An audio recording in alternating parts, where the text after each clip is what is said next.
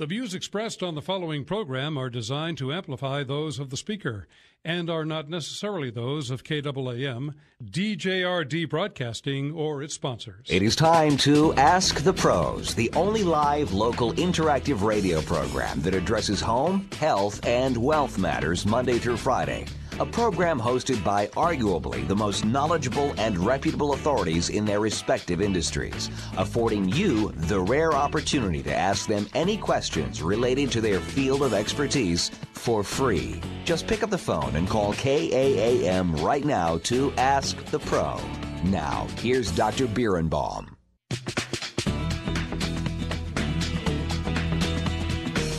Good afternoon, everybody. You're listening to Cancer Update, a short walk through a long journey. This is patient navigator Tina Withrow and the good doctor, Dr. Dennis Birnbaum of Texas Hematology Oncology Centers will be here shortly. And love that traffic on 35. I just love it. Want to talk to you this afternoon about something. This week we've kind of had quite a few young people coming in our office with cancers. And I had a delightful woman that I spent some time with this morning and want to share that with you. And she's a young mom, 4 kiddos, and she's got breast cancer. And she reminded me, she said to me today, how do I talk to my kids about that? So I want to share with you my views on what you should say to your children when you are diagnosed with cancer, especially young children. I was a young one when my mom was diagnosed with cancer, and I think the most important thing is that you need to keep it age appropriate. Age appropriate means not telling them too much information. They're going to ask questions. They want to know things like, are you going to lose your hair? Are you going to be sick? And a 5-year-old doesn't need to know the same things that a 9-year-old needs to know, and a 9-year-old doesn't need to know the same level that an 18-year-old needs to know. And I think if you keep it age appropriate, they will look to you to see how you are doing. If you are falling apart, then they're going to be falling apart. And I personally believe that falling apart isn't necessarily a bad thing. Falling apart all the time, then you need to be talking to your doctor about what you can be doing to help. 90% of all cancer survivors need something to help them through the cancer journey. Very normal to be depressed while you're going through treatment. So lots of people work closely with their physicians and with their oncologists to see about antidepressants. And I know there's a lot of urban myth out there about antidepressants, but it really can make a difference. And I would advise that you do that. A lot in the news this week, we saw Robin Roberts, and when the good doctor gets here, we're going to talk to him about what that is, what her diagnosis is, and such. And then Sheryl Crow was in the news also. We're going to talk about that. Also want to talk, if you need to call the station, let's give those numbers out. The number is 972-445-0770. Again, 972-445-0770. Or if you have a personal question that you just want to call and speak with a patient navigator or speak directly with an oncologist, you can call 469-453-5500. That is the number, the main administrative office number and clinical office number for Texas Hematology Oncology Centers. Want to talk today about screening and mammogram screening. There's lots of things going on where you can get screening. I had a dear friend call me this week and ask me about screening, and she was, really quite concerned about the cost. And the cost really can be very minimal for a mammogram these days. I like to use a group called Solis. They do a lot of promotions. They're all around the Dallas Metroplex. And for $150 or less, you can get a diagnostic mammogram. And mammograms still are one of the easiest ways to diagnose breast cancer. Want to remind everybody that just because you have a negative mammogram doesn't mean that you couldn't have breast cancer. Once in a while, cancer does not follow the rules. And so you need to be doing those breast self-exams, because a mammogram and a breast self-exam is the best way to diagnose cancer early. Also, knowing your family history. I'm surprised and shocked at times at what people don't know about their family history. I will meet a cancer survivor and we will talk about family history, and they will say, well, I don't have any cancer. And I always remind them, well, go ahead and ask about cousins, because there really is. In breast cancer, there's quite a few. There's a link between ovarian cancer and breast cancer. And when survivors go and they start checking, they really can find that there is a link. I find a lot of times you don't know what your relatives died of. You just say, oh, well, that Aunt Mary died of something, I think. And then they go back and they ask, and sure enough, it sounds or it was a cancer. We've got a lot of things going on with the election and how that relates to how our healthcare system is going to be. Want to tell everybody out there, if you are out there and you are a cancer survivor or not, if you have a chronic health condition and you currently do not have health insurance, there is something called the Obama plan, and you can get that. It is not necessarily real expensive. It's age. It depends on your age at how much you're going to pay. But the most important thing is that it gives you very, very good coverage. And for people who have chronic health condition or need a surgery, there is a way for you to get surgery or cancer treatment by getting on the PCIP. You can look that up. It's PCIP.gov, and that they're very helpful. You just have to have not had insurance for 6 months, and you have to have a chronic or ongoing health condition that would pre-exist you from another plan. So that is out there for people. And if you need a healthcare navigator or a cancer navigator, you certainly can email the station here or call the station. That number outside of Texas is 877-272-5226. And the direct call is 972-445-0770. Want to talk about cancer support groups? We had our last cancer support group this past Tuesday at Carrollton Church of the Nazarene. We meet there on the second Tuesday of each month at 6:30. It is a general cancer support group. This week, the topic was how to get your mojo back. And when you have cancer, you kind of feel like you've lost your mojo. And we had a delightful time, and cancer support groups are there to support you, to meet you right where you are, to help meet other people who are going through cancer, and to share the journey. It's remarkable to me the number of people who have been cancer survivors for 10, 12, 15 years and still come to those support groups so that they can support somebody else in their time of need. Going to talk a little bit about metastatic disease. Had a lot of people at support group this week who had metastatic disease. That seems to really, really, really throw people off when they are diagnosed, and rightfully so. You can get on the internet and really see and read a lot about metastatic disease. But the thing I want you to remember is that people are living fully with cancer, and metastatic disease, I view it as at least the doctors know where the cancer is at, so they know how to fight it. Lots of people living 10, 20, 30 years with metastatic disease, and no two cancers are the same. So, don't think that just because you have metastatic disease that necessarily means a death sentence, because it doesn't. It certainly gives your doctors something more they have to look at when they're looking at your treatment plan. But treatment options and treatment plans out there, they look at that, and metastatic disease just means it's outside the original site, and there are targeted therapies now that target specific types of cancer, specific metastatic disease.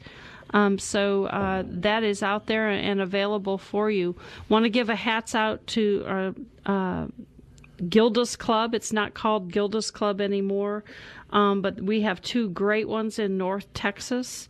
It's the Cancer Community, and there is one in Oak Lawn and one up in Allen, and they are great organizations, and they can help you. They have cooking classes, and they have massage and yoga, and they have physicians come and speak. Dr. Birnbaum has been a speaker with them, and they, again, are the Cancer Community. That group was started by Gilda Radner. Everybody knows Gilda Radner as the great comedian, and you can always see her logo. It's always bright red, and she was part of the Cancer Community. The Cancer Community is very, very vital in the Northeast. And when she was in California and was diagnosed, or she was up north originally when she was diagnosed and then moved to California, and her support system stopped because they really just didn't have that. And so before she passed, she really asked that this be one of her legacies, and she really, really did great, and she leaves a lasting legacy. One of her quotes is, "The goal is to live a full and productive life with all that ambiguity." And she is probably one of my favorite comedians, and she really faced down cancer, and they do a great job in that community. I see Dr. Birnbaum has made it. Did you love being on 35 like I did? A lot of traffic, a lot of construction, and now they're going to make 635 eventually into a toll. Part of it's going to be a toll. Oh, 635 is? Some of it is, yeah. Oh, my gosh. This what I need is another toll. How are you doing this afternoon, Dr. Birnbaum? Oh, it's a really good day, beautiful day outside. Saw some interesting patients today. You saw one of them with me today, and beginning navigating this lady who was just, I don't know how, it is beyond me. This young lady with 4 children went to her doctor for over 6 months, and he told her that she had an infection in her axilla, big woman, heavyset woman, and was having pain all over the place. I saw her originally as a consult at Baylor Carrollton Hospital. She went into their emergency room, and the doctor, the hospitalist, asked me to see the patient, and it was quite obvious. The radiologist said this lady's got lytic, meaning bone breakdown lesions, which are classic for metastatic cancer. And long conversation with her, she was being treated for arthritis by her doctor, and the axillary deep up in the What does that mean, axillary? Where is that? Underneath your armpit. Okay. What we call armpit, or the layperson calls their armpit, is the axilla. Okay. And she was having some inflammation, like sweat gland inflammation, hidradenitis, and they thought it was just an infection. And all you got to do, you put on a glove and feel up there, and she's got a huge mass. And I asked her, I said, did they ever examine? He says, oh, no, the doctor never put his hand up there to examine me. I said, even with a glove? He said, no. He said, you just told him that you were having a discomfort in your armpit, and he just said you had an infection. He put you on antibiotics. And she said, that's about right. She told me today, she said, this has gone on so long, and I'm so busy being a single mom, trying to work, trying to balance my church, my children. She said, but this has gone on so long that in order to get through it, I wake up every morning and I say, I know I'm going to have pain, but I wonder where that pain is going to be today, because obviously if she has bone mets, she has some pain. Oh, she has bone mets in the ribs, the hips, the long bones of the lower extremity, in the scapula, and her cervical spine. You do an x-ray and she lights up like a Christmas tree. So we did a CT-guided biopsy of her immediately in the hospital. It came back as being cancerous, adenocarcinoma, compatible by certain stains and studies. They give you a selection of what different ones. Well, you look at the presentation, plus we then ordered blood tumor markers, and included in those was the CEA, the CA2729, and the CA15-3, and those were all just enormously 6-7 times the normal amount elevated. Matter of fact, the CA2729 was over 10 times what it normally should be. So it gave you a guideline that this was going to be breast cancer. And then the biopsy was compatible with breast cancer. We're now going to send her over to a surgical oncologist, Dr. Peter Beich, who's been on this radio show. He's going to put a Mediport in her. And also do an excision of that axillary mass. And we're going to put her on some neoadjuvant chemotherapy for about 3 to 4 cycles, and then see how she responds both by her tumor markers and the bone lesions. Even though and she's a big woman, even though some of the lesions are in weight-bearing areas, and usually I jump in and radiate those areas, because she's young and she's pretty good condition, I want to withhold that so we don't suppress her bone marrow and give her some treatment, and then we'll decide what we're going to do beyond that. But she has a really good chance, even though I think she ought to do very well. I want to get back some of the studies that they didn't have enough tissue from the CT-guided biopsy to measure for estrogen, progesterone receptor, and HER2/neu, and different studies that we like to do. Her Veristrat study was positive, which means that she ought to be a good responder to hormonal therapy, and that'll depend on whether or not she's ER/PR positive. Well, let me ask you this. If this young lady had come to you 10 years ago, you would just tell me if this is a true statement. 10 years ago or 6 months ago? No. If 10 years, I know you would hoped you would have seen her 6 months ago. I get that. But 10 years ago, would it have been a little bit like you throwing a dart at a wall trying to figure out the treatment for her? Today, can you really kind of narrow that down and say, I really know what this tumor is going to respond well to, versus 10 years ago, you just have to kind of wipe it? 10 years ago was 1992. Unfortunately, this does not make her family doctor look good, but even 10 years ago, I don't know if we had Herceptin receptors back then.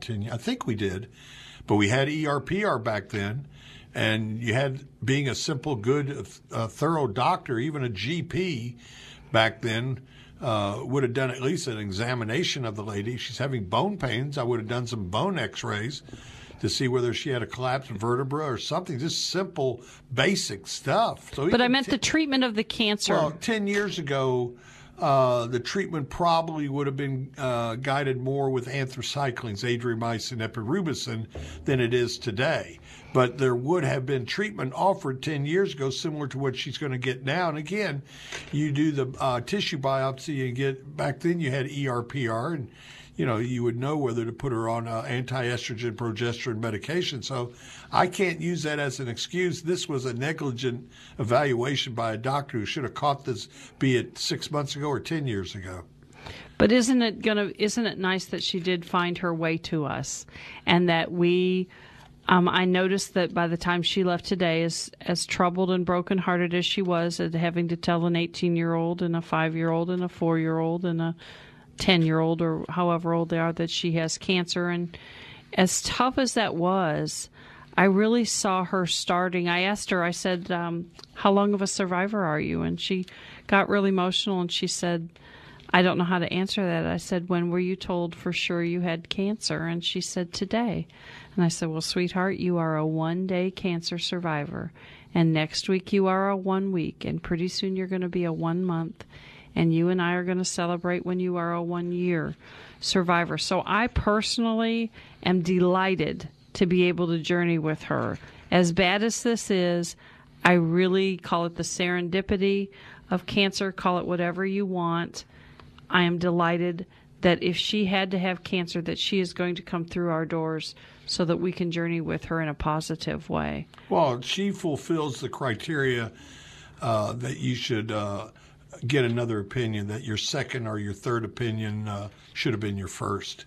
because this was just when she told me the story in the hospital and repeated to me today how this was approached. It bothers me what some of our doctors are doing out there in the community and not being a little bit more aggressive.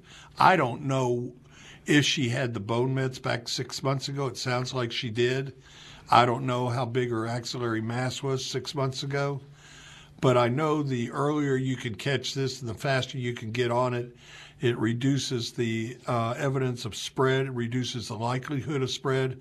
I don't know what her tumor markers were back then, but the normal CA 2729 upper limit of normal is like 37, 38. Hers was 600. 600 was her 2728. That means she's got extensive microscopic spread of disease. And that's just very unfortunate that somebody didn't bother to just do a simple examination of her or do a simple x-ray.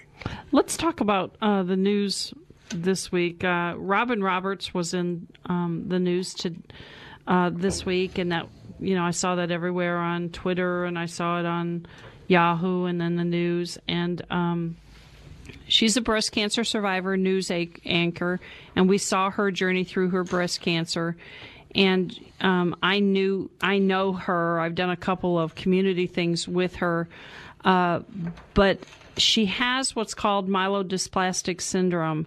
And so I wanted to, for the listening audience, Dr. B, could you please explain what myelodysplastic syndrome is and how they treat it?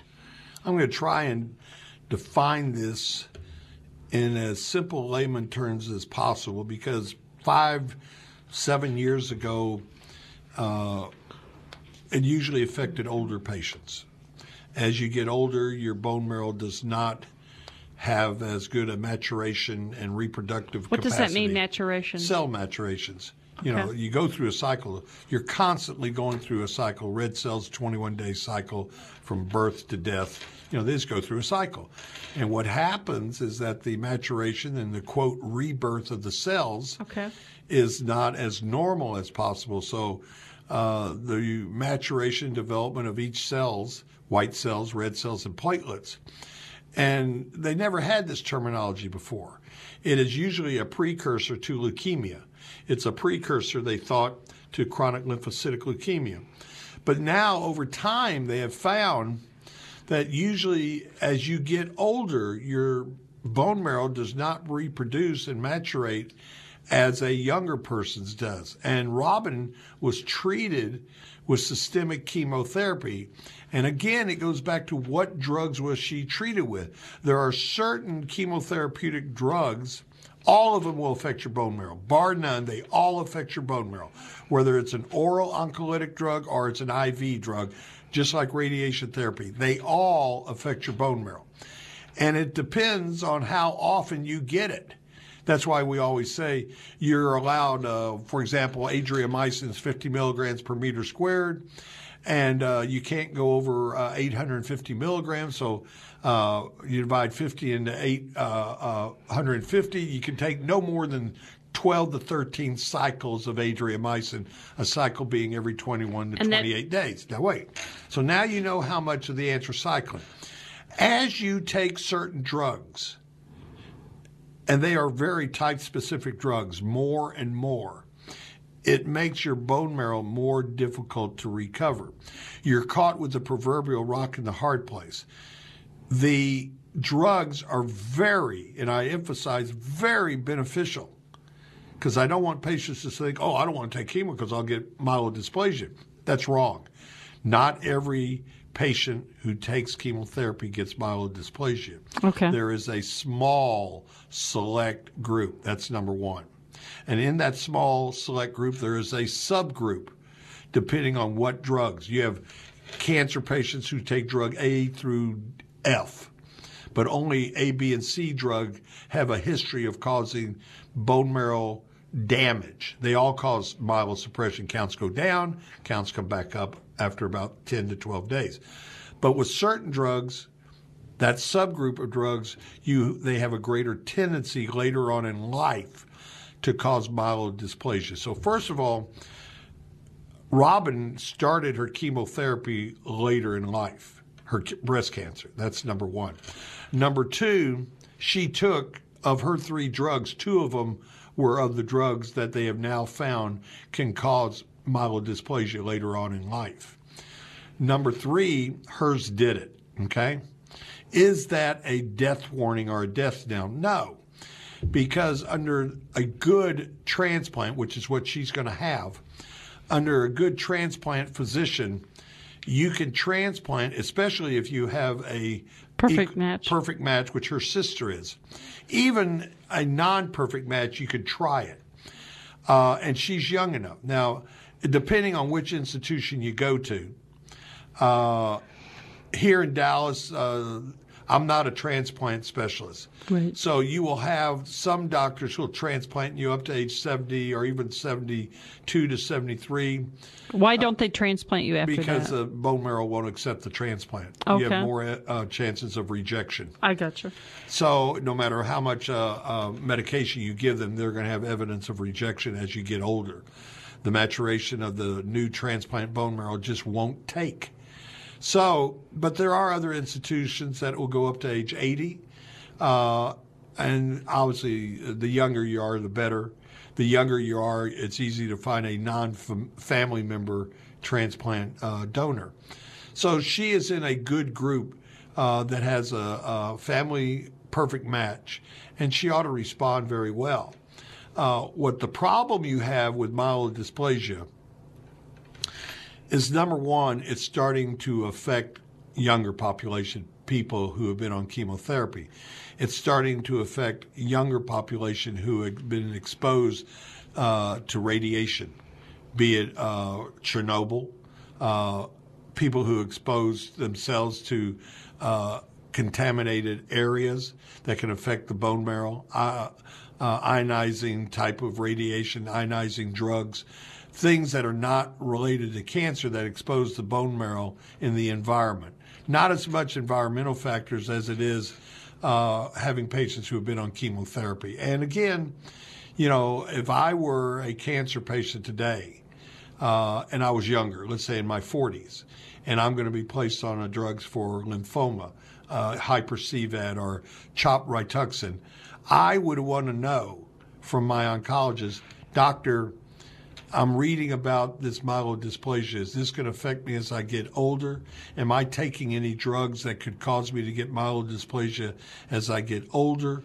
And what are those drugs? And can we substitute some other drug for these drugs so I'm at a less risk? Number one, I would answer them, well, less than 18% of the people who go on chemotherapy will ever get myelodysplasia. It usually affects the older population who gets chemotherapy or radiation. You don't fall into either one of those groups. And the drugs that you are getting, let's say you're on CHOP Rituxan, yes, 2 of these drugs could cause you to get myelodysplasia at a later age. However, you're starting off at a younger age, so that makes you in a favorable population. And number 2, the dose you're getting is not of such that it will cause you to get myelodysplasia. So you've got to be able to explain this to the patient, let them know the facts, and last and definitely not least is to say we could substitute drug X, Y, or Z for this drug, which has a tendency to cause myelodysplasia in an older population. However, and this however is very important, we know statistically that CHOP Rituxan in your type of lymphoma gives you X response rate, let's say 80% response rate. If we substitute one of these other drugs, your chances of complete remission from 80% drop down to 62%. So it comes into a statistical game. I'd rather give you 80% chance of going into complete remission from your lymphoma now than worry about the 18 or less percent 10 years from now of you getting myelodysplasia and still not be in remission from your lymphoma. One of the things that has always bothered me in the commercials, you know, you watch commercials, I think there's one, Phil Nicholson does one for his rheumatoid arthritis. Enbrel is one of the ones. But Enbrel causes one of the side effects that could cause certain cancers. So if I'm somebody that at a young age had a lymphoma and was treated, and then in my older years had rheumatoid and took Enbrel, would I be at higher risk? Is that just... I would. So I would have to take all of that into account and then make a uniform decision. Well, the thing that you're going to find with drugs like Enbrel is that it's going to cause more than likely a hematologic abnormality more than it will a solid tumor abnormality. And as you get older, the older you are, the greater the chance is that you could develop some hematological side effect from the Enbrel. And it's a cost-benefit analysis, and it's a cost-productive analysis as to how much benefit do you get from the Enbrel as opposed to some other type of anti-arthritic medication that does not have the long-term side effects that Enbrel does. And I see who's giving the commercial. It's Phil Mickelson is doing the main commercial for Enbrel. And, before I would give out a drug like Enbrel to somebody, you go back and do your due diligence. What's your family history? Do you have an increased family history of cancer? Did your mother have breast cancer? Should we do a BRCA 1 and 2 test on you? So you've got to do your due diligence when you're going to give any drug to a patient, and you got to know about their family history. Just saying, oh, here's Enbrel, go take it, is just stupid. It really is. You've got to know the patient. You got to know their infection, their family history. We're going to take a short break. This is Cancer Update, a short walk through a long journey. Please call in. The phone number here is 972-445-0770. Please come back.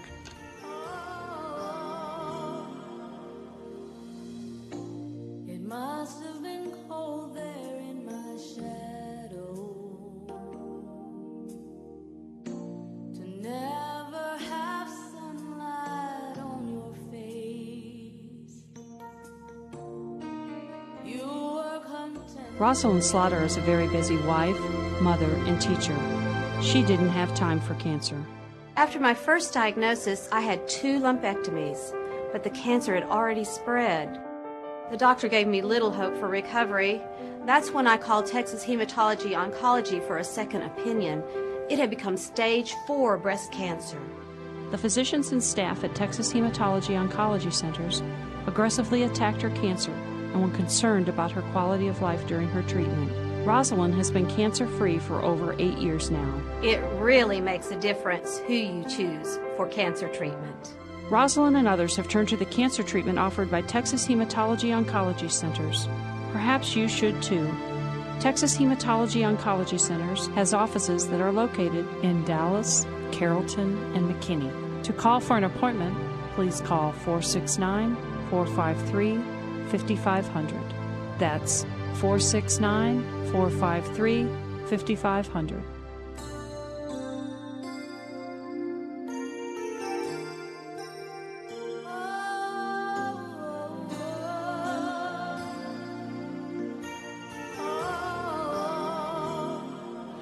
Good afternoon, everybody. This is Dr. Dennis Birnbaum with Patient Navigator Tina Withrow. This is Cancer Update, a short walk through a long journey. Please call in. The number here is 972-445-0770.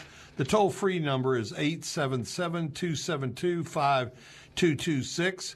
The one thing I would tell everybody, this is Father's Day weekend, is make sure your dad has had his colonoscopy, make sure your dad has had his physical examination, make sure he's had his PSA testing, and make sure he's been to the doctor at least once in the past year.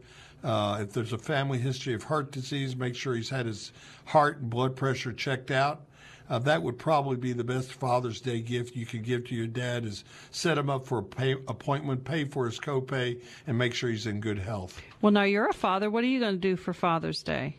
I'm going to violate the greatest principle that you could ever violate. I'm going to go to Fogo de Chao with my family and just chow out. Are you? Going to watch the U.S. Open on Sunday.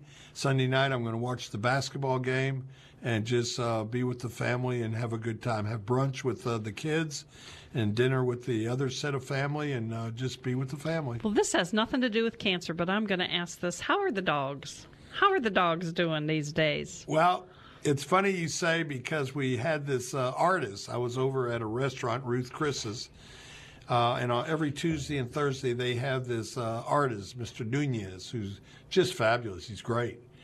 And we just started talking, lovely wife, and I gave them pictures of my dogs, and they came over to the house, and they took pictures of the dogs and fell in love with the I have 5 long-hair miniature dachshunds, and they're going to do an artist rendition for me, like the one that I had on the Labradors, and similar to the pictures that you did for me a couple of years ago. So, yeah, they're doing great.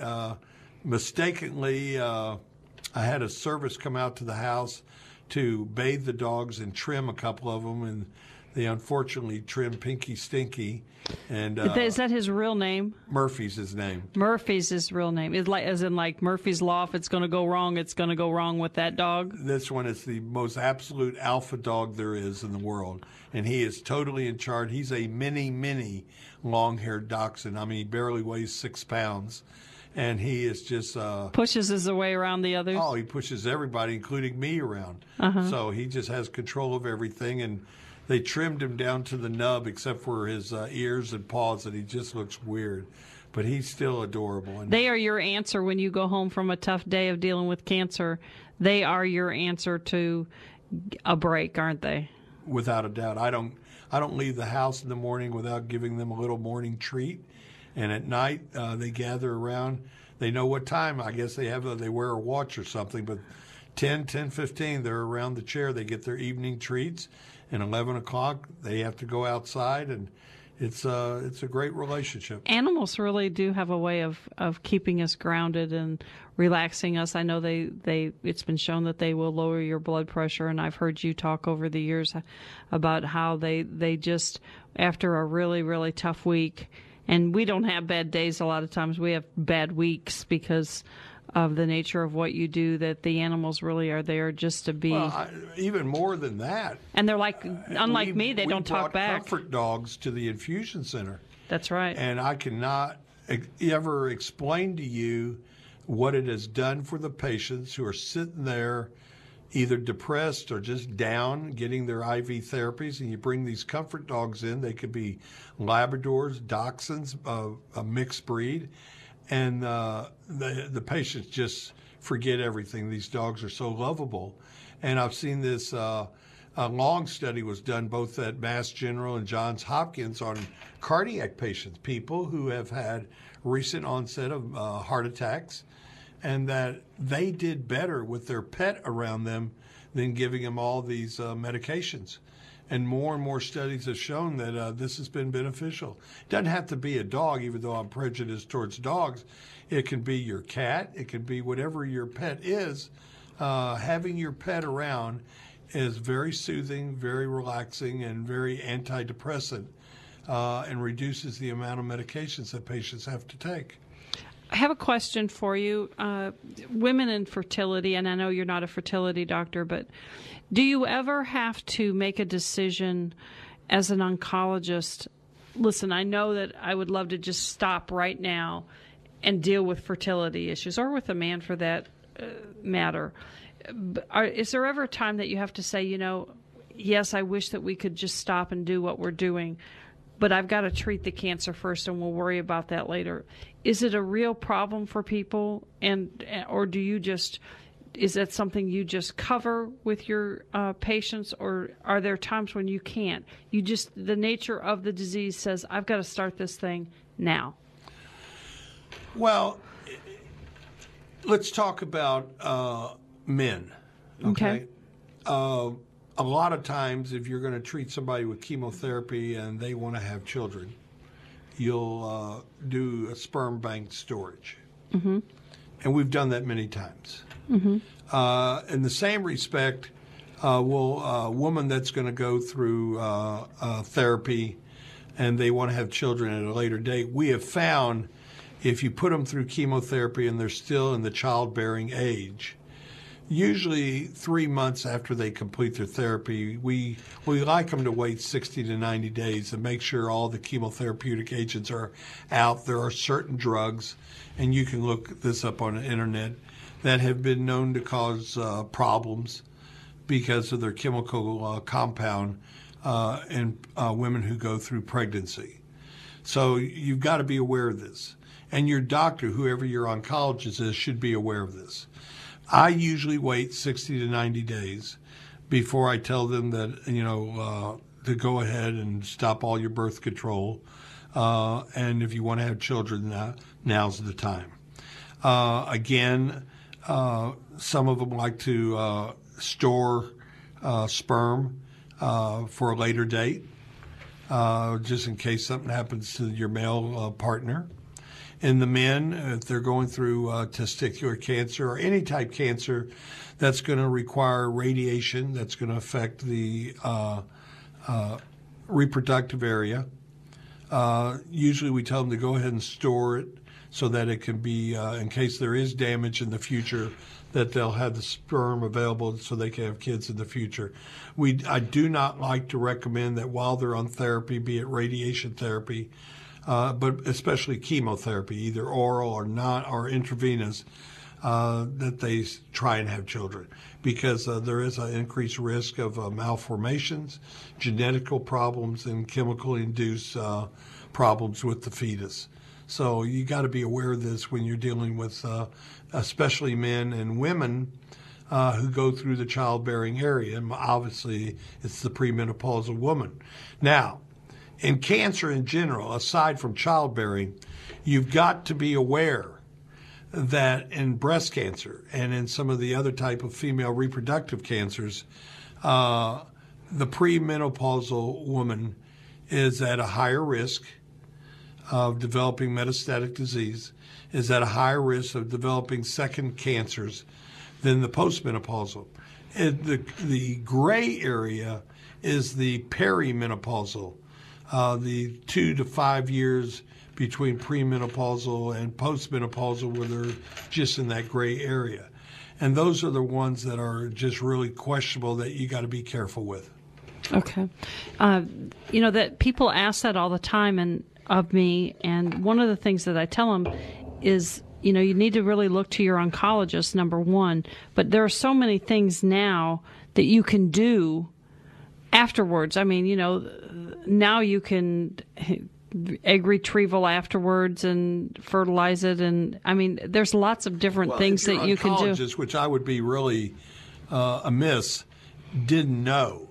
Mm-hmm. And talk about childbearing and premenopausal and postmenopausal and dealing with the man, then go to a fertility doctor.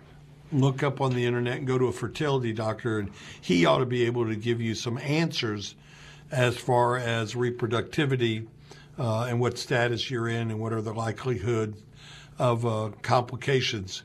And the two of them, your oncologist and the fertility doctor, can talk, and you can talk about what is necessary in preparing for children at a later date.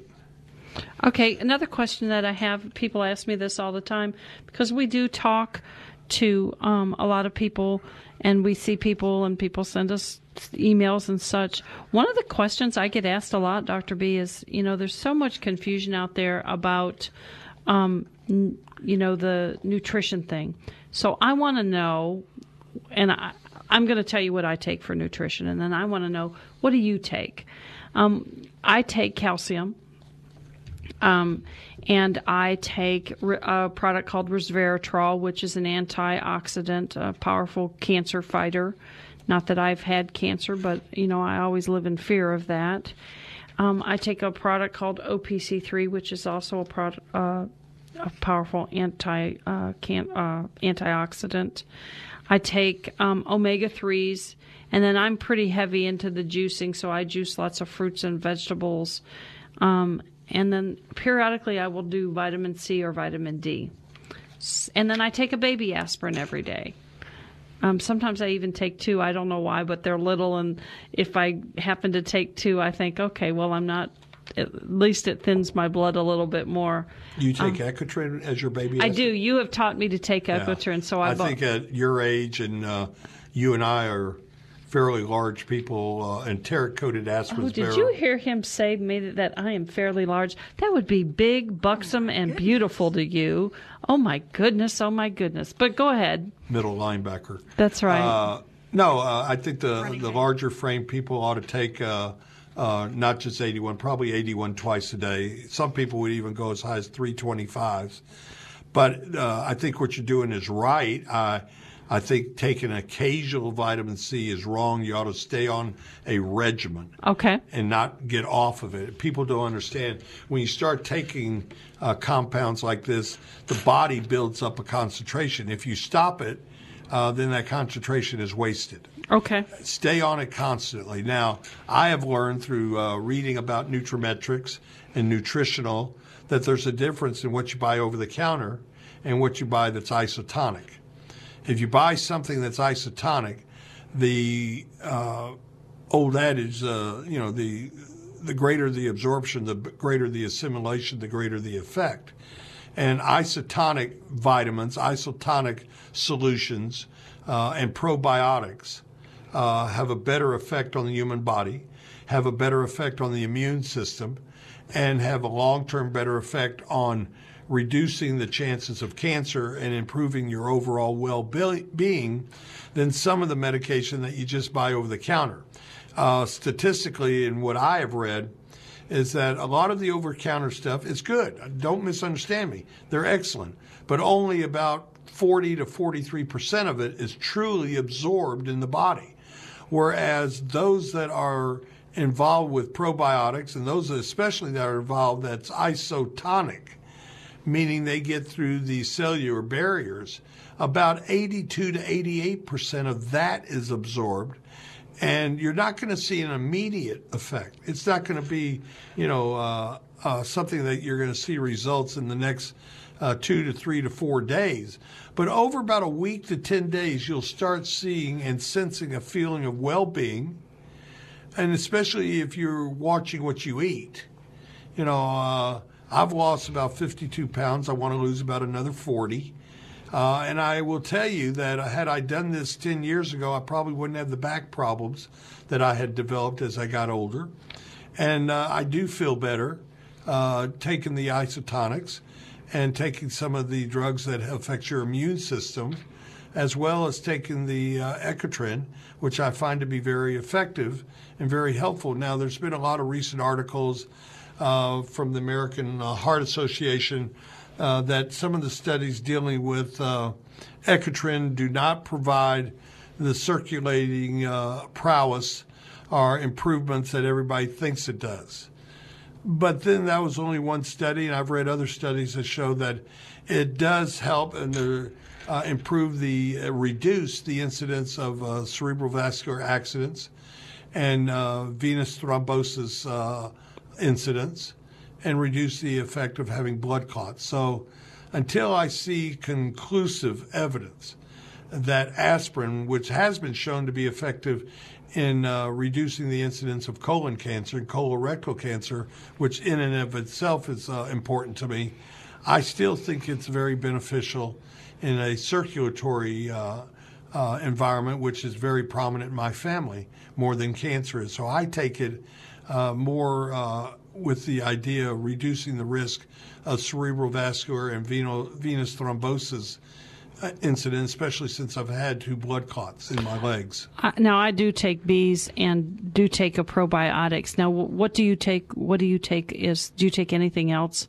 Calcium, multi, or do you? Well, I take a multivitamin. Okay. And I take a probiotic 4 times, Monday, Wednesday, Friday, Saturday, and keep it on a regimented schedule, in addition to my normal drugs that I take. And, I try and take that as religious as possible along with my Ecotrin.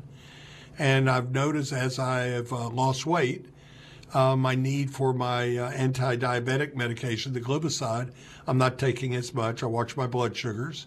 Do you watch it? Are you good about keeping your blood pressure under control? Definitely. After seeing what happened to my sister and having a stroke where she was paralyzed from the neck down, I definitely make sure that I take my blood pressure medicine. Now, as I've lost weight and as I've changed my diet, and I'm almost no salt at all in my diet, my pressure stays down, so I don't take as much blood pressure medicine as I did before.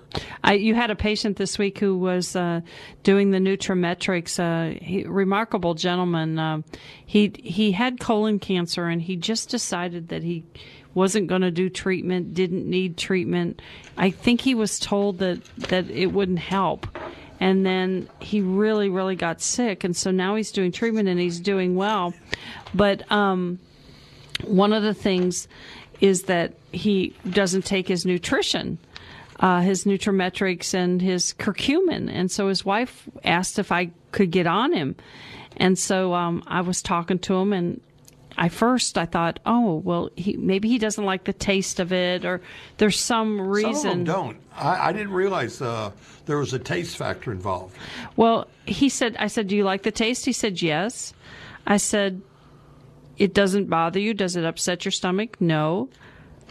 I said, then why aren't you taking it? He said, I just don't. He said, he said, I'm kind of stubborn that way.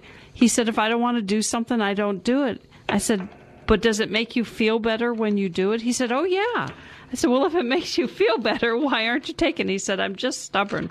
So I think it's hard. I think we got to do something 5 or 6 or 7 times before it really becomes a habit. The problem I have one of those pill boxes that have 4 times a day, if you have to take some QID 4 times a day.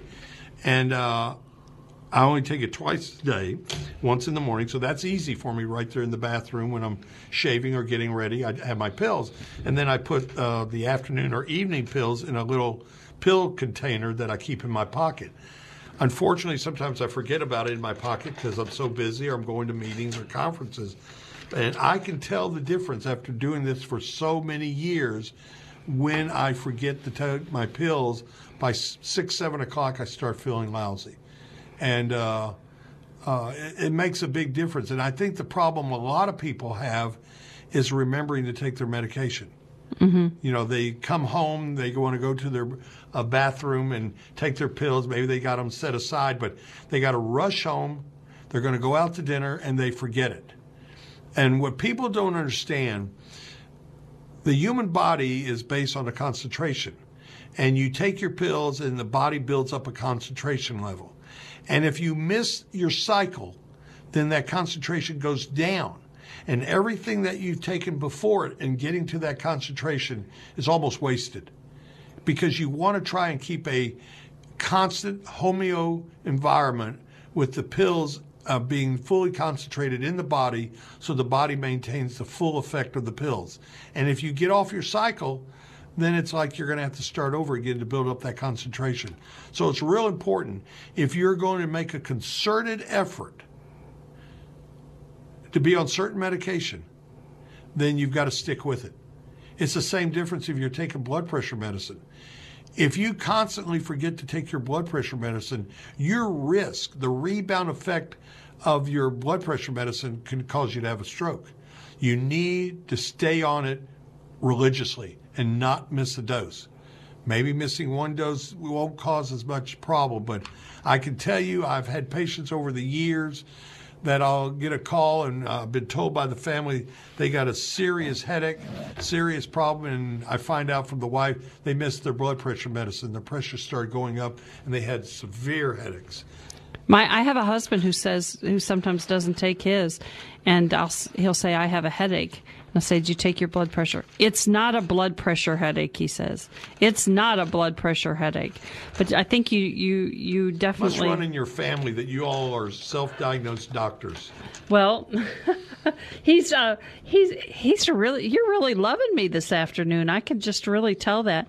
Well, I'm very upset with Jim. He hasn't given me my wings. Speaking of Jim, he had something. Tell me this.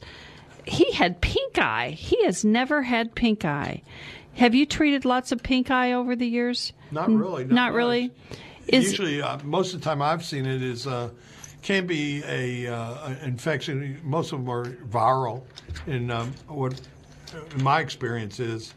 But no, my mother would say that's from peeing in the street. That's what my mother always said everything was, that you just were peeing in the street. So I'll remind Jim of that. But it's very, very complicated as far as he about wanted to go crazy, scratching his eyes. Thank God he's over it now, but it was terrible.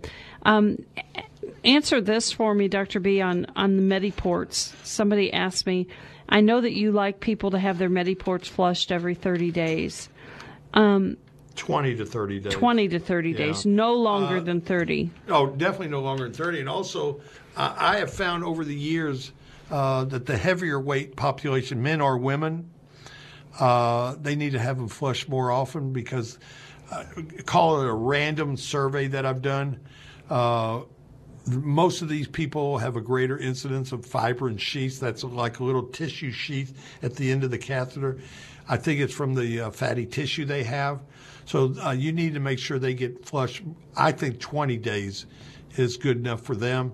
But in general, they got to be flushed every 30 days. My fear that I have are the patients that have a PICC line. And really, a PICC line should be flushed at least every 24 hours. And if they're not, I think you're running into a real risk because if that thing clots, you're going to clot off your arm. And then you got a serious problem. Do you like PICC lines? No. You don't like PICC lines? Not in general. Not in general, I don't. As a general, why? Because they're more difficult to take care of. The patients are older people in general, and they just are. It's not that the patient's forgetful, but it is. They're forgetful. They're negligent. They're non-compliant. They got so many other things to do, they forget to flush it. Now, a lot of times you can teach the family member, you give them a prescription of heparinized syringes, and they can do it.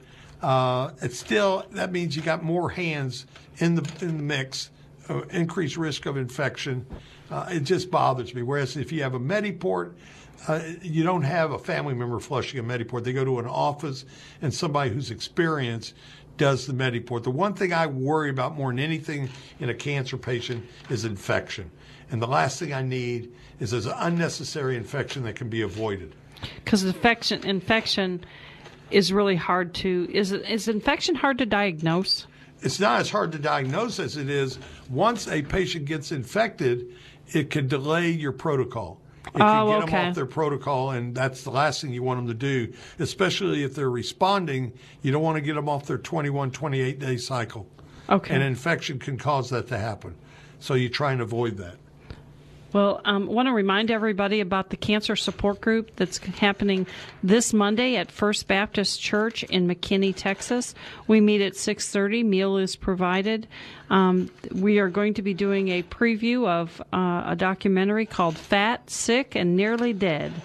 And it's a great documentary. It's about a man from Australia what he did to turn his life around as far as nutrition, and hope that we will see you cancer survivors there. Everybody have a nice weekend. All you fathers, happy Father's Day, and please join us next Friday for Cancer Update, a short walk through a long journey. Have a nice weekend, everybody. You've been listening to Ask the Pros, heard every Monday to Friday right here on 770 KAAM. Should you wish to speak with any of our experts, please call KAAM at 972-445-1700 and we will connect you with them immediately. Thank you for listening to Ask the Pros. The views expressed in the preceding program were those of the speakers and not necessarily those of KAAM, DJRD Broadcasting, or its sponsors.